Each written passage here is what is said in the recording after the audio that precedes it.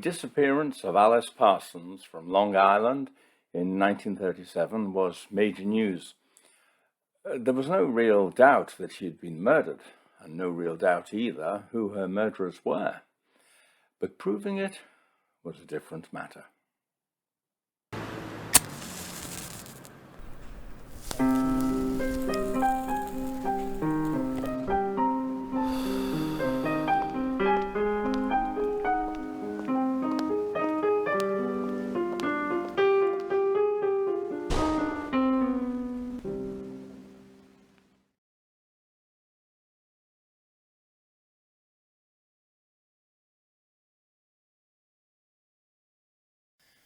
On the evening of the 9th of June, 1937, William Parsons arrived at Huntingdon Station, Long Island, from New York City, where he had been attending a business meeting.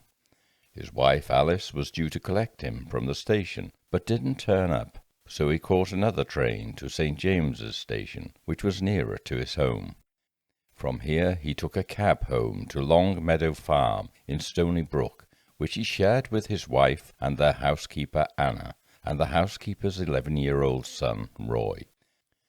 As the taxi pulled up to the farmhouse, Anna rushed out in alarm and said, "Is she not with you?" It was now 7:30 p.m. William Parsons called the police and informed them that his wife was missing. Increasing numbers of law enforcement officers arrived at the house throughout the evening, but a search of the property by flashlight revealed nothing. Anna and William gave a detailed account of their day, in which they told officers that William had spent the day in New York on business. Anna's son, Roy, had gone off to school on his bicycle, and later in the morning a middle-aged couple had turned up in a car and collected Mrs. Parsons to view a property she owned. She had not returned. The police searched Long Meadow Farm a second time, but found nothing that might shed light on the matter. The Suffolk County authorities put out a missing persons information bulletin that same evening, which carried a detailed description of Alice Parsons, seeking any information on her whereabouts. William Parsons and Anna Kupryanova seemed to be convinced that Alice had been kidnapped, and urged the police to search for a ransom note. Although police had searched the place and their Dodge car twice, they searched again, and this time Detective Bert Walker found a ransom note on the floor in the rear of the car. It read, "Will Parsons, I have your wife for 25,000 ransom. I calculate you could get that money in 24 hours. I have no place to keep her longer. Meet bus terminal in Jamaica, p.m., 9 o'clock. Bring money in box. My man will call you by name, and you go with him. He will take you to your wife. But mind, if don't stop aboard, you'll pay for it, and she will never speak again." Ransom money was obtained through a family member of Alice's from the Brooklyn Trust Company, and the banknote numbers carefully recorded. But before the ransom could be paid, a law enforcement officer passed a copy of the ransom note to a reporter. The cat was now out of the bag, and the ransom drop couldn't be made. It was a major blow to the family and to police. Alice Parsons had vanished without trace. She was never seen again. Alice Parsons was born Alice MacDonald on the 3rd of May, 1898, at Bay City, Michigan. She had 2 brothers, Frank and Howard, and after her mother died when she was just 6, she was brought up by her uncle, Colonel Timothy Williams, and his wife, who had no children of their own. Colonel Williams was a wealthy man, and he established an estate at Shoreland, where Alice spent her early years. She was sent to Miss Porter's school in Farmington, Connecticut, and then on a tour of Europe to finish her education. In 1925 she met William H. Parsons, and they were married and afterwards honeymooned in South America. William Parsons was 10 years older than Alice, born in 1888, the eldest of 5 children, to paper manufacturer and anti-vice campaigner W. H. Parsons.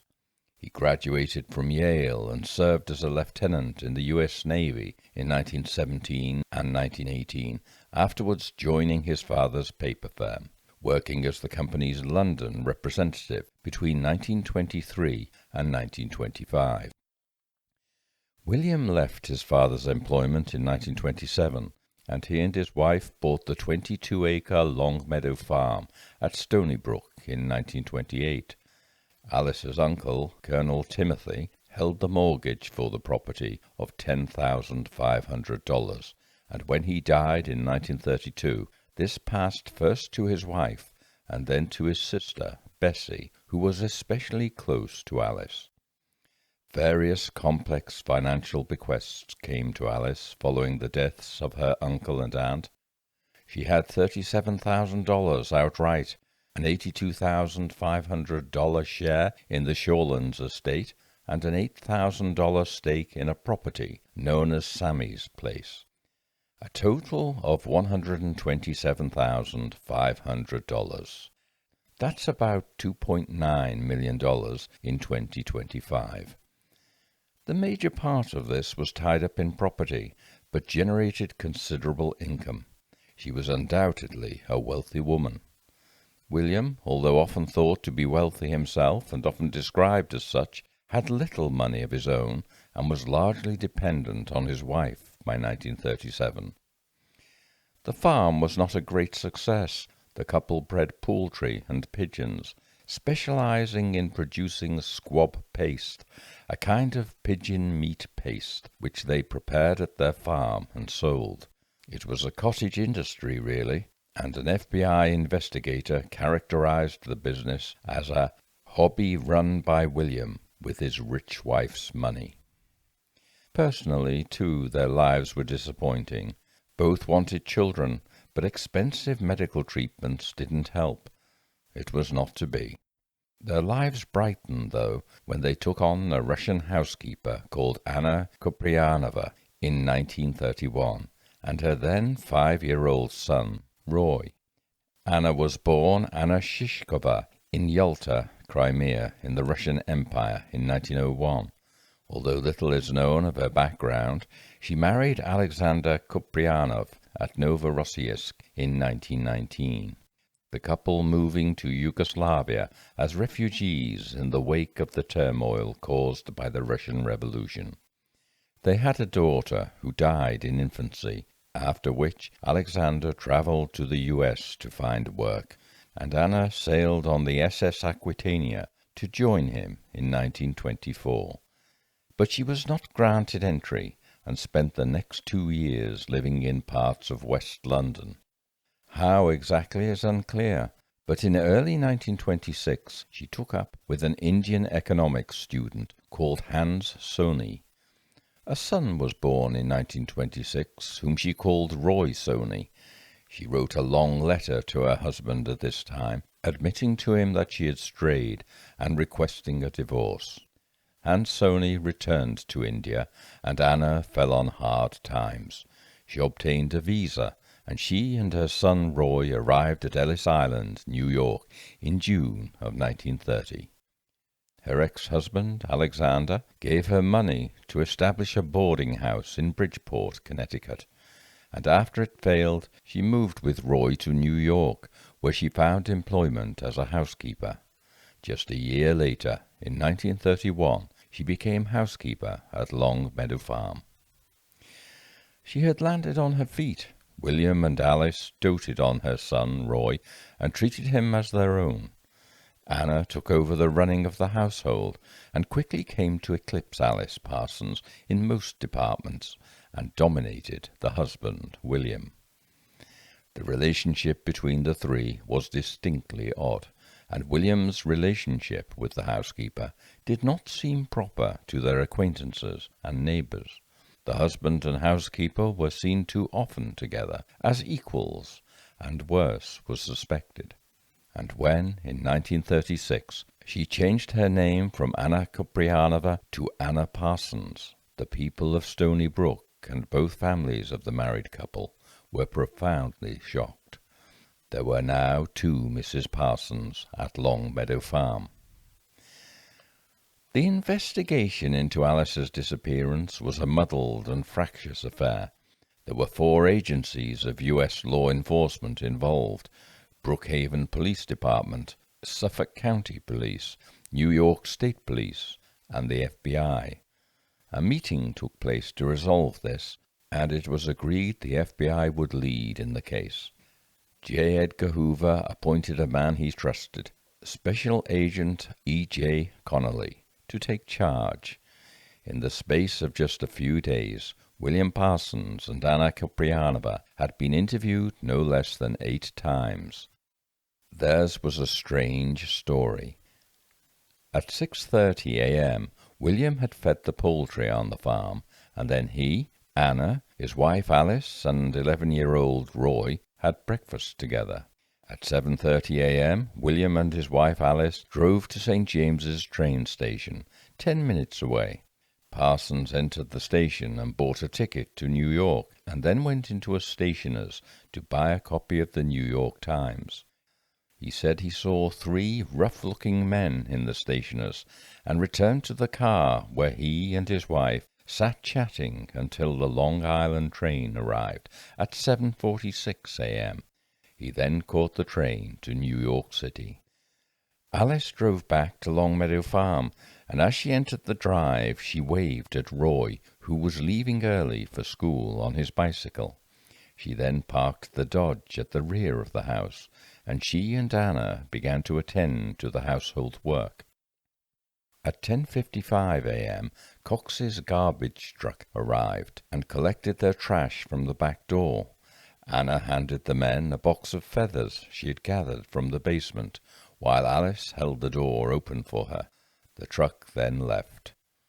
About 5 minutes later, a 2-door black sedan with a New York license plate arrived at the back door.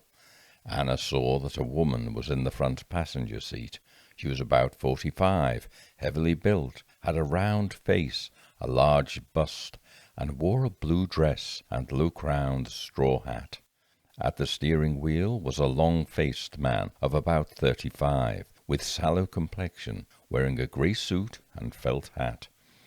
Alice went outside to see what they wanted, and Anna, who remained in the kitchen, heard Alice chatting to them. Anna then went out to the brooder house, some way from the farmhouse, to feed the goslings, during which time Alice entered, having changed her clothes into a blue skirt, blue polka-dot blouse, and dark blue felt hat. She told Anna she was taking the couple to Sammy's place, which the couple had an interest in.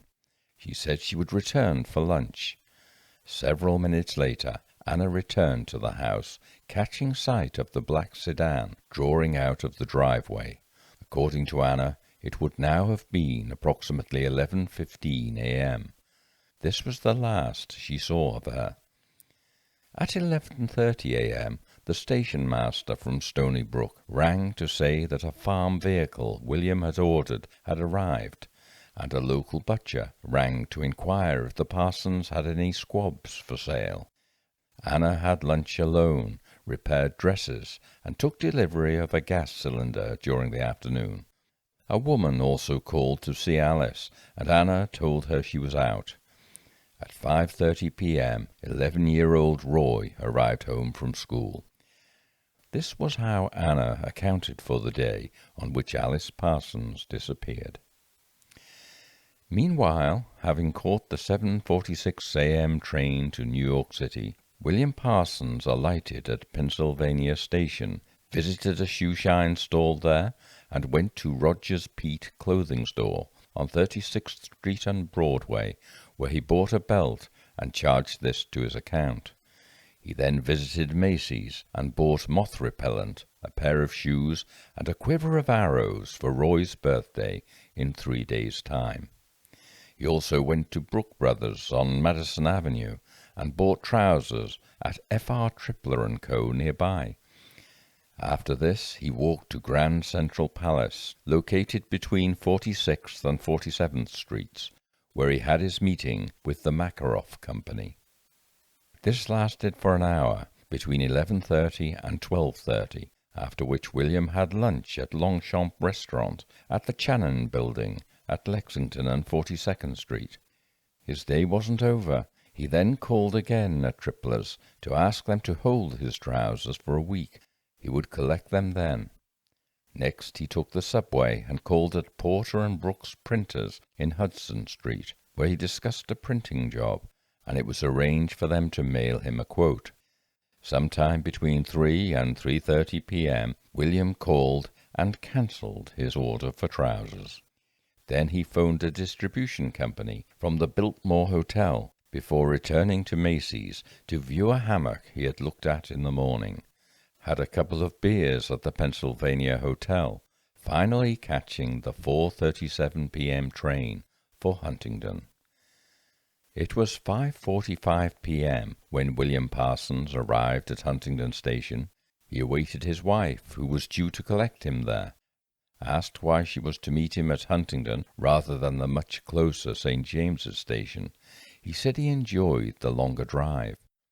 By 6 p.m. she hadn't arrived, so he walked to the stationer's and phoned the farm. Anna answered and told him Alice had left at 11:30 with 2 people to show them the Sammy's Place property and had not returned. He rang the Shoreland estate groundskeeper and was told Alice had not been there at all that day. He decided to take a train to St. James's Station and arrived there at 7 p.m. He then took a taxi, arriving at Long Meadow Farm at 7:30 p.m. As the car pulled up to the house, an anxious Anna emerged from the door and said, "Isn't she with you?" Here was the story presented to police during the course of no less than 8 statements, but there were some problems with the stories of both husband and housekeeper. To begin with, William's day was an astonishingly busy one, and it seemed to be constructed to verify William's whereabouts from early in the morning through until the evening, a period of 12 hours. Some of the calls he had made from New York City could have been done from his home phone far more easily.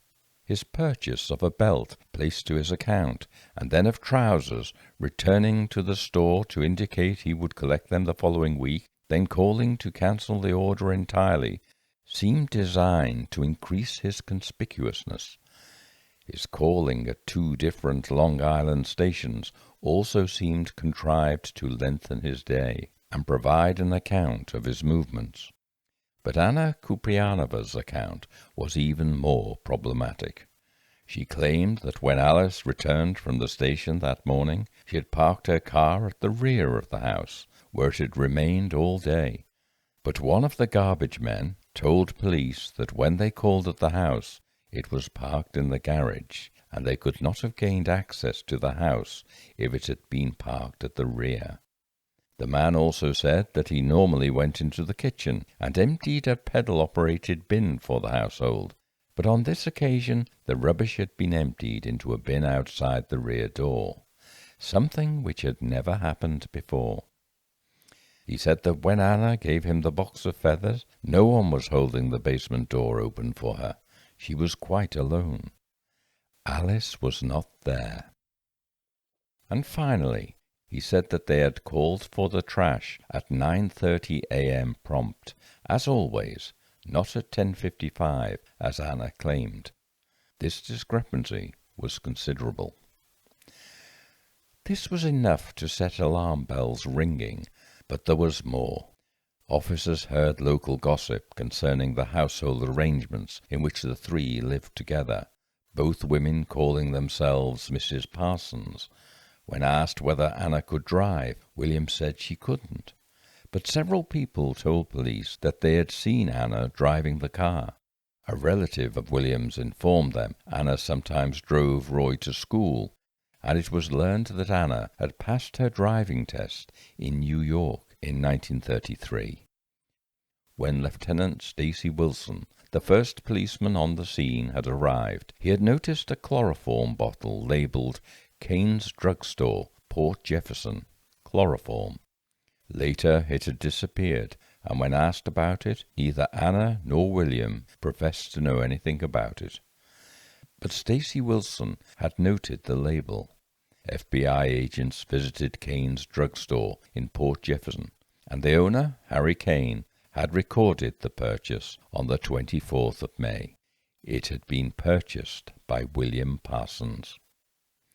Coincidentally, Parsons had collected prescriptions for Anna Kupryanova on this occasion too. When confronted with this by E.J. Connolly, Parsons denied he had purchased chloroform. Harry Kane, the store owner, was brought into the office at this point and identified William Parsons as being the man to whom he had sold chloroform on the 24th of May. Parsons said he had never seen Kane in his life before and insisted he had never bought chloroform. Connolly pointed out how absurd his denial was when an officer had seen a half-full chloroform bottle in the house, a record of his purchase had been made at the chemist, and prescriptions for Anna Kupryanova fulfilled at the same time, and the chemist himself had now identified William as being the man who had purchased the chloroform. Parsons nevertheless denied he had ever been to Kane's drugstore nor bought chloroform. But William was under pressure. He was showing signs of strain, and Connolly became convinced he would break. William Parsons made public statements asking that the press leave him alone, attributing his anxiety to worry over his wife's disappearance. He also appealed to the kidnappers to contact him. The FBI were there day and night. The farm was wiretapped. Sightseers had the place under virtual siege. Only Anna Kupryanova seemed immune to it all. She was implacable. The Stony Brook postmistress, Leona Newton, told the FBI she had seen Mrs. Parsons driving past the post office at 12:45 p.m. on the 9th of June. She knew Alice well and waved at her, but she said Alice stared straight ahead and drove by. Another man saw Leona Newton at this time, and they waved at each other, which corroborated that she was present at least.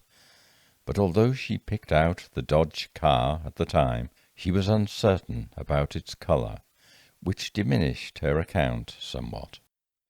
Investigations revealed to the FBI that on the 18th of May 1937, just 22 days before Alice's disappearance, she and William had made new wills. Alice had made a direct bequest of $35,000 to her husband.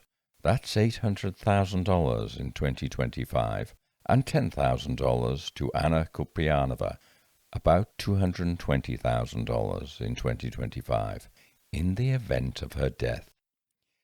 The remainder of her estate and property would be held in trust for her husband and would generate an income to him for his lifetime.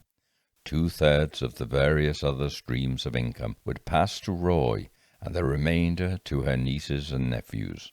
This provided a significant motive for the husband and housekeeper. Were they in a relationship? Absolutely not, they said. Both Anna and William had insisted Alice had been kidnapped from the outset.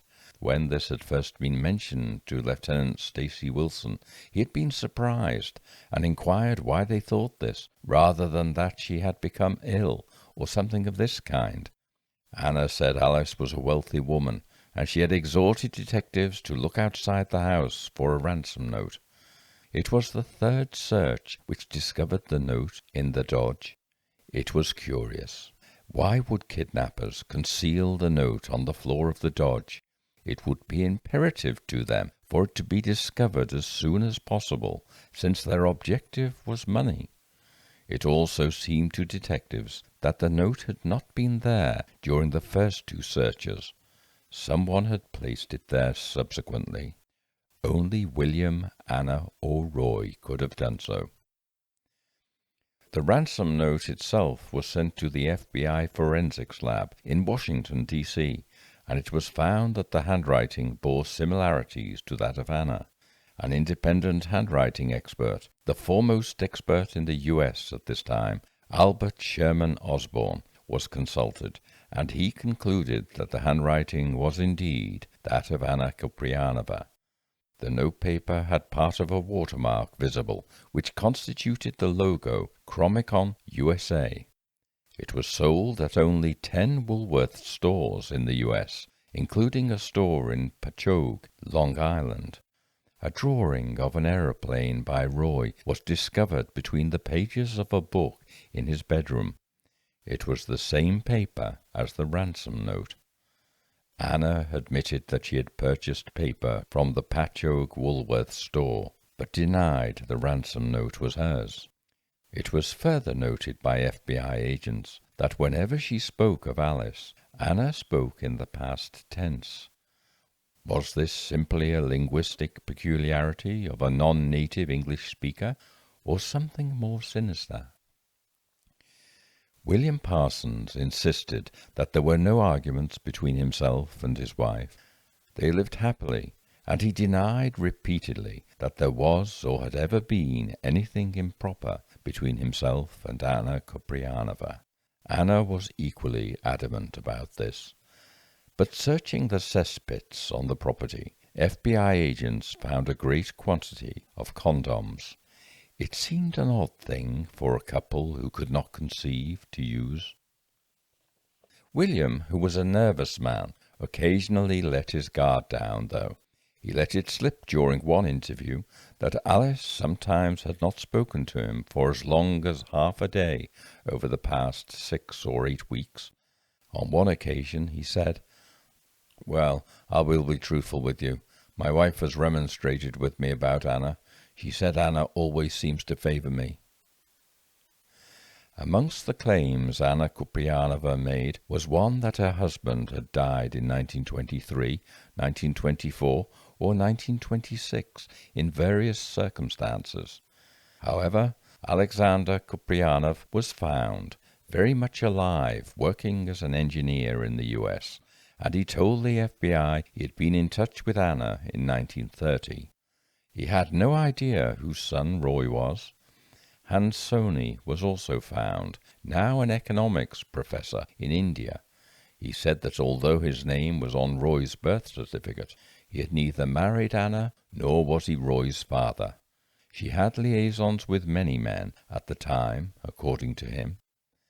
Asked why Alice's will had been altered just 22 days prior to her disappearance, William told Connolly this was because Alice wished to leave money to her brother Frank's offspring, now that Frank's wife was pregnant. The fact that Anna and Roy became major beneficiaries of it was simply her wish. Throughout the course of interviews, William's story changed. His claim to have seen 3 men at the stationer's store when he went to the station with his wife became 2 men, and then perhaps just 1. But the FBI were able to establish that when William Parsons was buying his newspaper, there was no one else in the store at all. He also said that when he arrived at St. James Station, on the way home, he went directly from the train to the taxi. But it was established that he had entered Smith's store and asked to use the phone. He was directed to the back of the store, where he made a call, and then emerged in a nervous, excited manner. Anna's story, as might be expected, evolved considerably. Initially, she said she had not noticed anything about the man and woman in the black sedan, and nor had she noticed the license plate. But as time went by, she was able to describe both the man and woman in great detail. She was now quite sure the license plate was a New York one. A search of the farm yielded little. A couple of axes examined proved irrelevant. A wider search covering an 8-mile radius of the farm with bloodhounds fared no better. It seemed probable to FBI agent Connolly that murder was the cause of Alice Parsons' disappearance, but in spite of all the circumstantial evidence, inconsistencies in the stories, and motives available that William and Anna were involved, there was little that might be regarded as evidence in a court of law. There was no proof. On the 24th of June, Connolly placed William and Anna in a room together, a room that had a concealed microphone in it. But as soon as Anna and William were alone, it was obvious that they both realized they were being listened into. Their conversation was completely innocuous. Then, on the 11th of July, 1937, Anna and William were taken separately to the New York office of the FBI, and Connolly told William Parsons that a body had been discovered, and it would be easy enough to establish if chloroform had been used. In fact, the body found would prove not to be that of Alice Parsons, but William clearly thought that it was her, and it was enough to tip the scales. Parsons told Connolly that he was responsible for Alice's death, but that he didn't kill her. He said, "You know, Hannah and I have been living together as man and wife. This has been going on for years. We used contraceptives which I purchased." He further stated that the tensions between the three had become unbearable. Anna would get angry if he showed any affection at all towards his wife, Alice. "I could see my wife was not inclined to such things, i.e. sex. In fact, it was repulsive to her, and I am oversexed. Anna is oversexed." William Parsons was interviewed by Connolly and J. Edgar Hoover himself that evening. He told them he had indeed bought chloroform on May the 24th at Anna's request, and that Anna was with him in the car while he went in to get her prescriptions. He said Alice had gone to her brother Howard's wedding in California the previous autumn, and Anna became angry when he wrote to her. She threatened to leave him and return to England, and he had promised her to straighten things out when Alice returned. This had led to a special contract on Alice's return, in which Anna had been persuaded not to leave in return for $25,000 if either William or Alice died. $550,000 in 2025. It was, of course, the amount the ransom note had demanded. William said that Anna had bullied him into the contract because she totally dominated him, and that he had forced Alice because he dominated her. The contract had been drawn up by an attorney who warned him against the prudence of this. Later, said Parsons, he had torn up the copies of the incriminating document, and the will had supplanted it. A statement was drawn up from this confession, in which he declared he had lied because he believed Anna was the killer. He didn't know what Anna had done with the body. Anna, who was still at the FBI office in New York, was now informed of William's confession. The two were brought face to face in Connolly's office. She looked at Bill perfectly calmly and said, "Bill, why did you say I told you to buy chloroform? I didn't." William said, "Yes, you did, Anna. You asked me to do this in the car on the way over." Anna said, "I did not. I never told you to buy the chloroform. Why do you want to drag me into this mess?" William said, "We should get together and tell them where the body is." Anna replied, "I don't know where the body is." Anna then asked to speak to William alone. The FBI agreed to this and set a trap. A microphone was placed near them, but an agent sat some distance away, thus giving them the illusion of privacy. It was at once clear the ruse had worked. William said, "I am willing to take the extreme penalty and go to jail." To which Anna replied, "No, Bill, you are not. Do what I tell you, you understand? That's all there is to it. You can't go to jail. I know something you don't." William said, "The chloroform." Anna replied, "There was no chloroform." "They have the bottle," insisted William. "Did you see it?"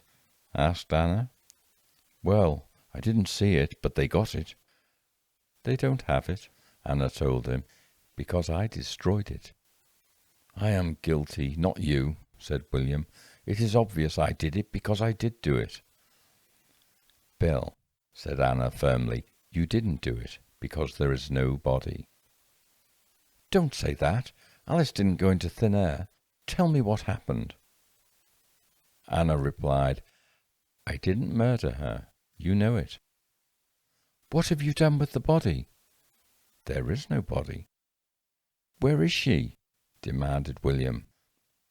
I will tell the lawyer, said Anna. Why not tell me? She is alive. Leave it to me. You are not going to jail. William persisted. Do you know where she is? Just keep quiet. Keep your sense. You must understand what I am telling you. The suspicions of the ransom note and the paper in the house. Anna said, there is nothing proved. William began to get excited. He said, Where is Alice? Tell me where Alice is. Tell me what happened.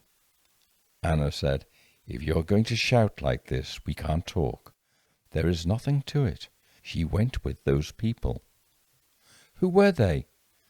I don't know who those people were. The lawyer is going to fix that. Why do you accuse me? To which William replied, Who had anything to do with it but you? I? Yes. You drove to the station in the morning, Anna said. That is what they say, but you know that isn't so, said William. And you know it isn't so with Alice, said Anna. Do you know where she is? I couldn't tell you these things because you would be blabbing out everything. Why can't you tell me where Alice is? Whatever happened to Alice, we are not murderers until murder is proved. I don't know why you want a lawyer to find out where the body is, said William helplessly. Don't you worry. There is no body. She isn't around the place, suggested William. What? Have you gone crazy? These people don't mess around. The people went from one place to another, but they didn't dig all the ground. This was the closest the FBI got to the matter, a delicate game between the two in which Anna thinly feigned to know nothing about the matter, to insist that what they didn't openly admit to had no substance, while William Parsons, racked with guilt, desperately sought to deceive himself. She placated him with the reassurance that if he closed his eyes, nothing was there. If the police hadn't got the bottle of chloroform, then it didn't exist. If there wasn't a body, then there was no victim. If murder could not be proved, there was no murderer. She was, essentially, right. Anna's veiled confession is subtle, guarded. She knows she cannot trust William with anything. She senses the danger, and she carefully reiterates the story they must stick to.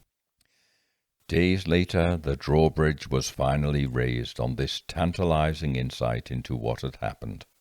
William made a fresh statement concerning the chloroform in the presence of Anna, retracting his previous statement.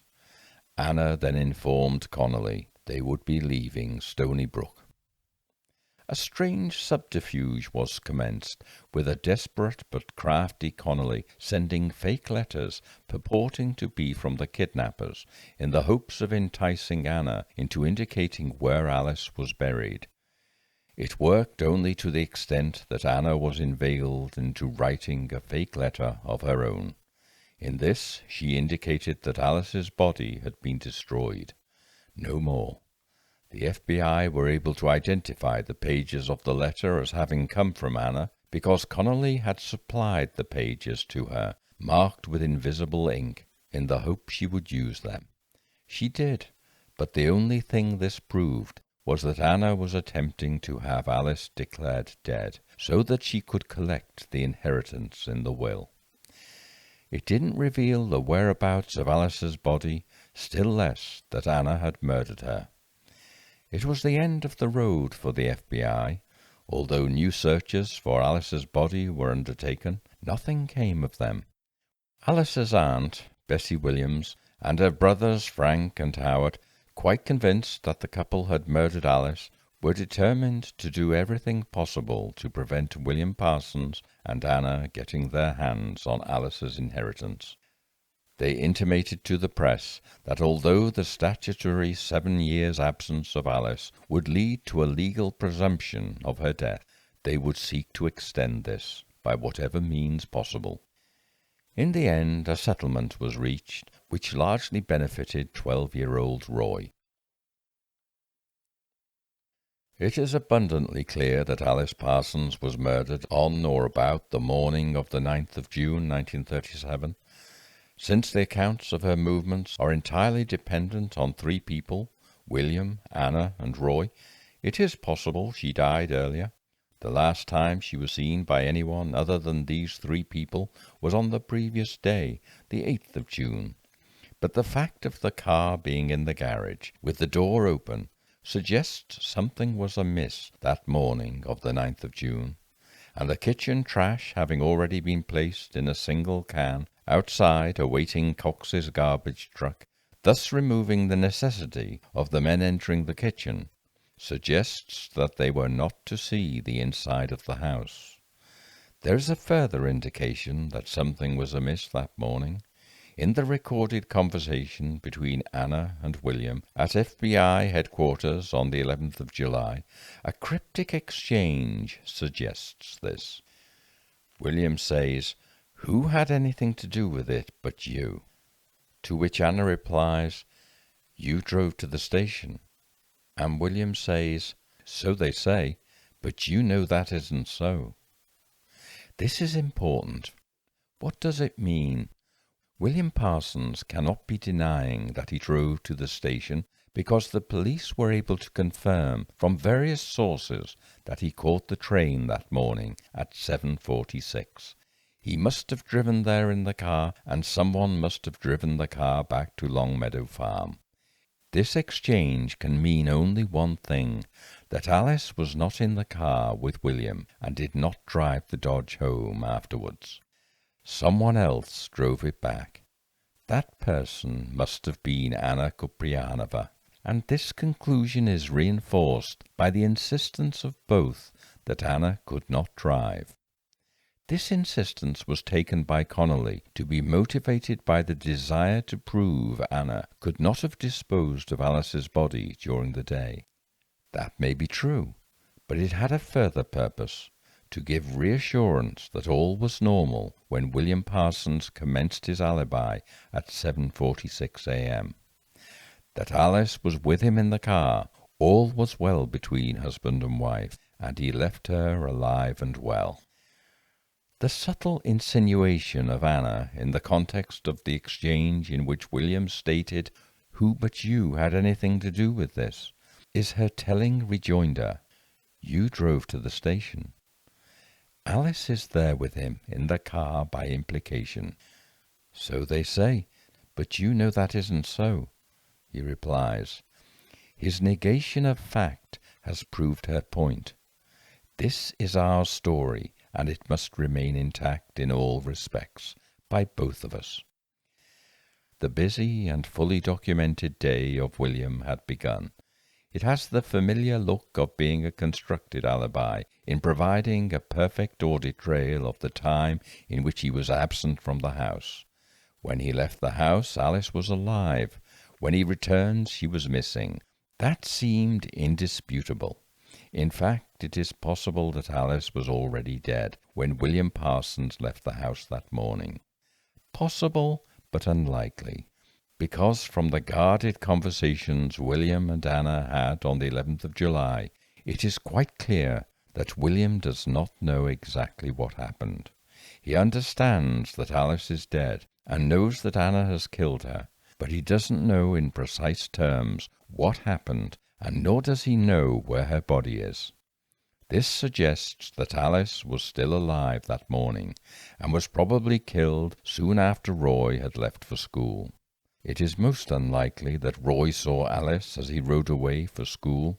It has the appearance, given the other factors, of being a later addition intended to steer police to the conclusion that Alice did go with William to the station that morning. Connolly believed there was a window of 2 hours in which Alice could have been disposed of, between 9:30, when the garbage men had visited, and 11:30, when the station master phoned. There can be little doubt that Anna disposed of the body because William intimates his understanding of this to her in their recorded conversation.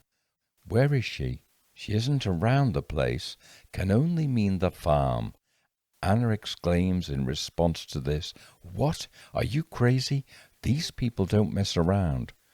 She did not dispose of Alice on the farm.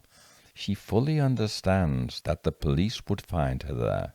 William is plainly terrified that her body may be found on the property, and chloroform discovered in her body, proving that she was murdered by means of the chloroform he purchased at Kane's drugstore. But Anna reassures him, "There is no chloroform. Did you see it? I destroyed the bottle. There is no body. They did not dig everywhere. We are not murderers unless there is a murder." It is striking how confident Anna is that the body will not be discovered. She is quite fearless in the matter. Why?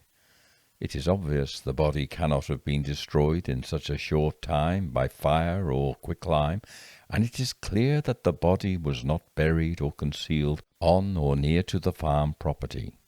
Connolly calculated that in the 2-hour window available to Anna, she could have disposed of the body within a 30-mile radius of the farm. He believed that this meant 30 miles to the south or southeast, an area, we are told, Anna knew well. This seems to refer to the Deer Park and Farmingdale area. It is not known why Connolly believed Anna would travel south or southeast, because the most striking feature of Stony Brook is the proximity of water. Its very name suggests it. Smithtown Bay, a nature reserve, and wetlands surround the area. There is no better place to conceal a body than marshland or water. Suitably weighted down, only the most fortuitous circumstances would uncover the body. It would have the advantage, too, of requiring Anna to travel no more than a few miles, and it would open up shorter alternative time frames in which she could have disposed of the body. Anna might dispose of it during the afternoon even, and think of that single sighting of Alice driving the Dodge down Main Street at 12:45 p.m. by the postmistress. If she was correct, then the obvious explanation for this sighting of Alice in the Dodge is that it was Anna, dressed as Alice, just as surely as she was when she drove with William to the station that morning. That is why she stared ahead when Mrs. Newton waved to her. She didn't wish to be recognized. Mrs. Newton naturally assumed that Alice had not seen her. The two women would not look dissimilar. Both were quite heavy women, and wearing a hat and Alice's clothes, driving Alice's car. Mrs. Newton would naturally believe she had witnessed Alice driving down Main Street. It is possible. Anna alone knew the place where the body was concealed, but if it was not water, and a reference to police being unable to dig all the ground seems to imply she has been buried rather than submerged in water, then it was a place she had already selected, had already prepared. That is because this was a premeditated murder. Anna had set up the meeting for William in New York 2 weeks before. She had insisted to him that he ensure that his absence could be accounted for throughout the day. There is no other explanation for William's 12-hour absence from home. It was the busiest day of his life. There had to be a purpose for that. They both understood Anna was going to make the problem go away. Anna chose a day when Roy left early for school because he had a chore to do. He left the house early on his bicycle. This may have been contrived, too.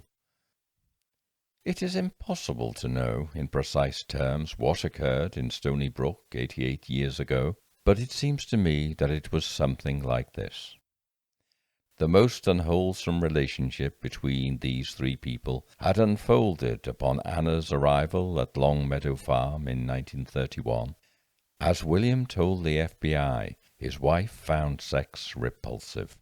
He was oversexed. So was Anna. It was a recipe for disaster. Alice appears to have accepted this strange state of affairs. She can hardly have been oblivious to it, But as William said, he dominated her. She was described by those who knew her as a gullible woman. She was easily persuaded. Anna could control William with consummate ease. She stoked his jealousy when she wanted something, threatened to leave him, spoke of the attentions of other men. It brought him to heel. Months before, Anna threatened to leave and go to England. It worked. William persuaded Alice to enter into a contract which left Anna $25,000. Anna changed hers and Roy's names to Parsons. Incredibly, Alice accepted this.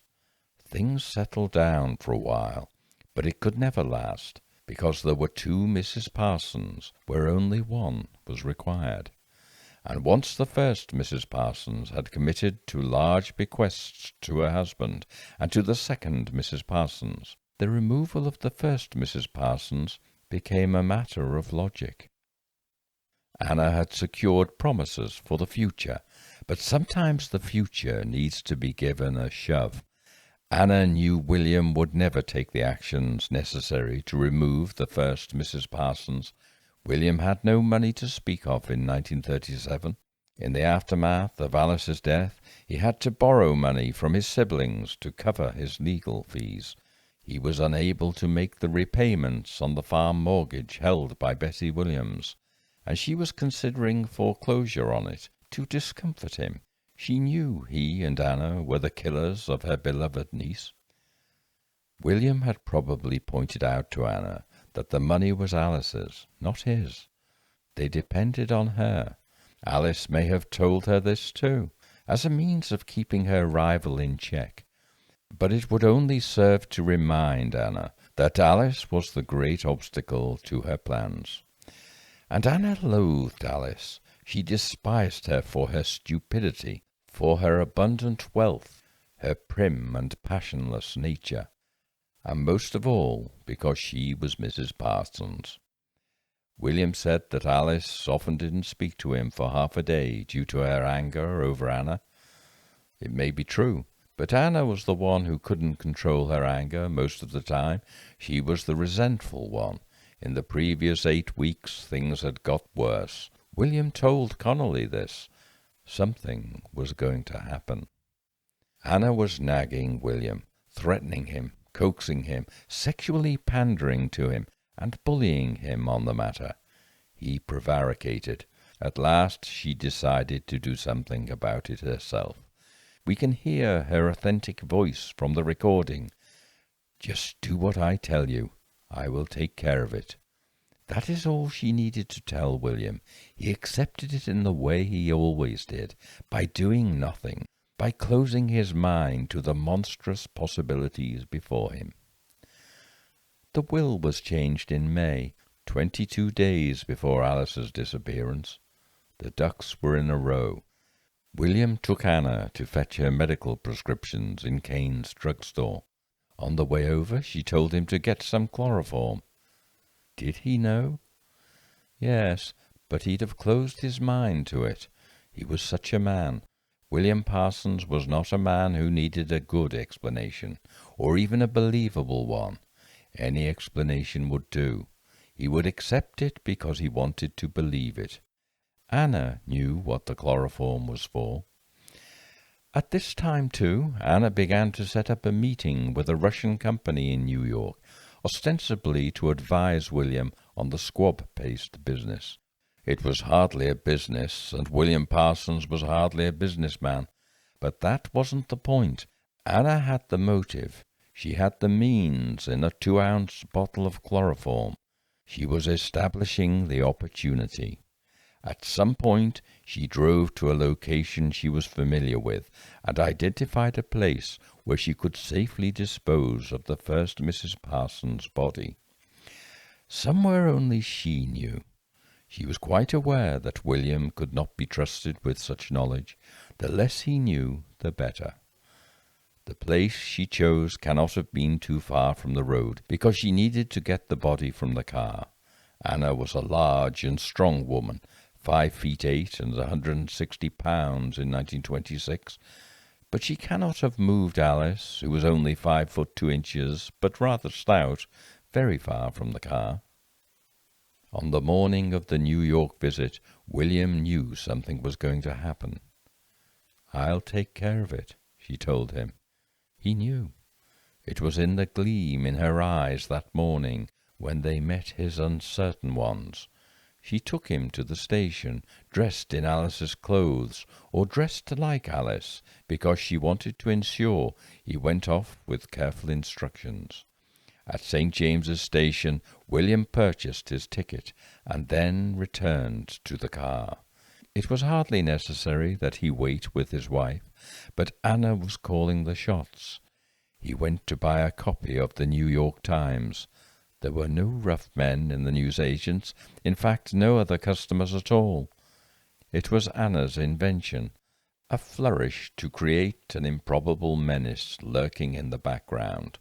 When questioned on this, William cannot even stick to whether it was 3 or 2 men. It may have been 1, he says. He is the purveyor of someone else's lie. Anna instructs him on what he must do to ensure his day is logged at every point, can be accounted for. It is overkill. Manufactured alibis always are. He catches the train, and his day is stuffed to the gunwales with accountable, verifiable activity. When was Alice killed? As soon as Roy was safely on his way is the most likely time. Relations had reached an impasse. That morning there was silence at breakfast and furtive glances. If Alice sensed it, it would register only as a strangeness, something unsettling. Even the pigeons seemed skittish. She was chloroformed. There was no other purpose for the chloroform than this. She may have been stunned first by a heavy blow to render her unconscious, to ensure no fuss. But that would be incidental. She would die by chloroform being applied over her mouth. After all, properly regarded, killing a person is really no more than breaking a pigeon's neck. The car had been left exactly where Anna claimed Alice had left it, backed up to the door so that the trunk was close to it. Here Anna could move the body of Alice into the trunk. She knew Cox's men would come for the trash at 9:30, because they came 3 times each week at this time. She had to move the car so their way was unimpeded, and so she drove it round to the garage. The reason she emptied the kitchen pedal bin for the men was to expedite matters, so she could follow up with the business of disposing of Alice's body, but also because it would be psychologically unsound to allow a stranger into the house in which a murder was so recent upon it. As soon as the men had left, she drove out, dressed as Alice, to guard against any accidental sighting of her in the car, and she drove to a place only she knew. If she missed any calls, it would hardly attract comment. She had been in the garden or tending to the pigeons. She buried the body in the place she had prepared for it, and wherever it was, she was confident a search would not discover it. When William returned later that afternoon, he purposely went to Huntingdon Station. His wife wasn't there. He knew she wouldn't be. There is a knot in his stomach. He feels sick. At last he calls Long Meadow Farm. Anna answers. "Is everything all right?" he asks. "Yes," she says. He can hear her smile. "Alice has not come to pick me up," he falters. "Oh?" Anna murmurs, a soft pretense between them. Part of him hopes Alice is still there. His entire nature is equivocal in this. She left this morning with a couple to look over the Sammys' place. His heart is thumping now. It is happening. "I'll phone the estate," he says. "Yes, you should do that." They both understand it is a tentative game between them. Nothing explicit is ever said. It suits them both that this is so. William calls the groundsman at the Shawlands estate. He knows Alice hasn't been there.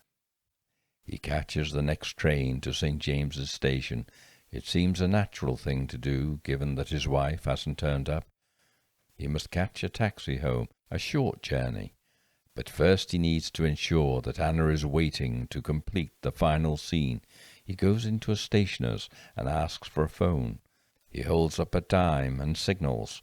He doesn't trust himself with words. The store owner motions to the rear of the place.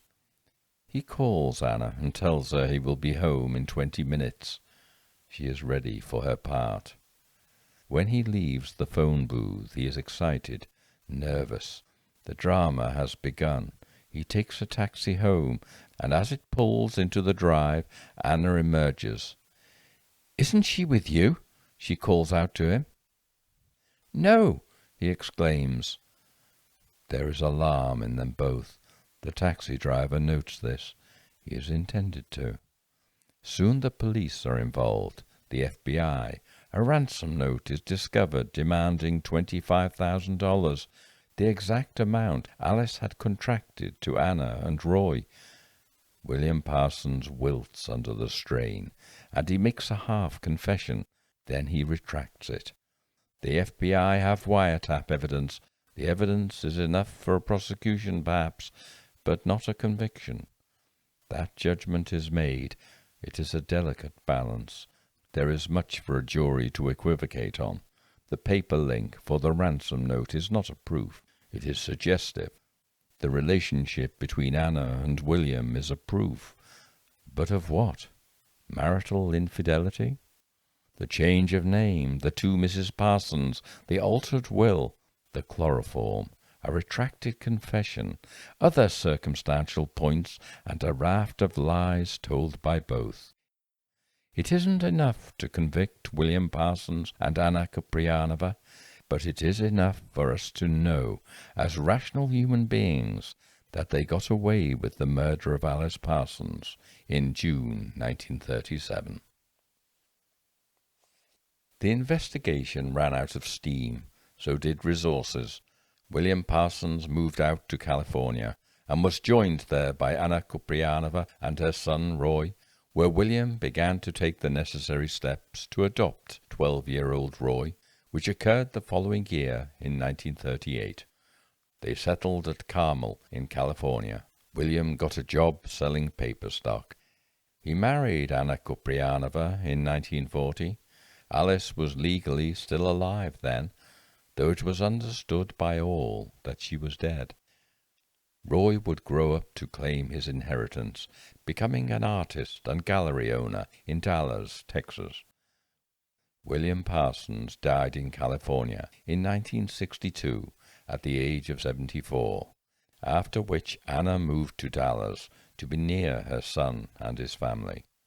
She died in 1982 at the age of 81. Somewhere out there in Long Island lies the body of Alice Parsons. One day perhaps her remains may be stumbled upon in some secluded place, unearthed by some random occurrence, possibly excavated as part of the onward progress of civilization.